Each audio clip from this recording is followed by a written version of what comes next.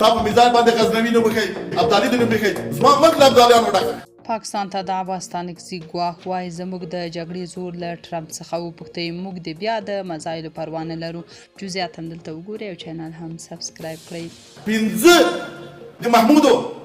د ابدالي و د زمن د ریلاکو بیا په بحر هند کې څوک نه سټینګولی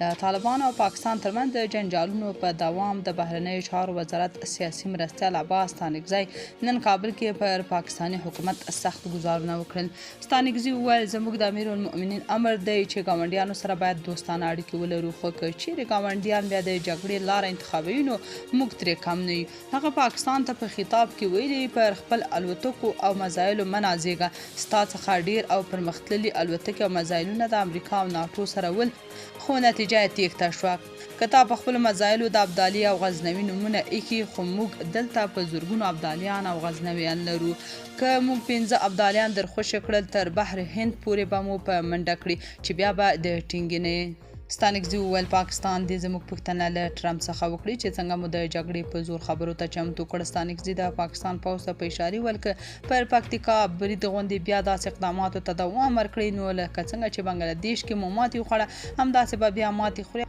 او پاکستان به په ټوټو بدل شي. هغه یادونه وکړه چې د بهرني هیواد پر ضد هر افغان او عسکر د یو غاښ ماتونکی ځواب ورکړل شي. عباس ستانکزي همداراز ویلي هر هغه چا چې د افغانستان خاوره خرڅه کړې هغه ځان تار پرې کش شوی او دوی ترې تللي نو خیانت د افغانستان په تاریخ کې ثبت شوی. عباس ستانکزي ویلي د طالبانو حکومت ځواکونو په ښه ډول د خپلو پولو ساتنه کړې او هر هغه څوک چې دې لوري ته په بدو سترګو راوګوري نو سترګې به یې ووځي. تاسو په دې اړه څه نظر لرئ کومنټ کې شریک او چینل هم سبسکرایب کړئ.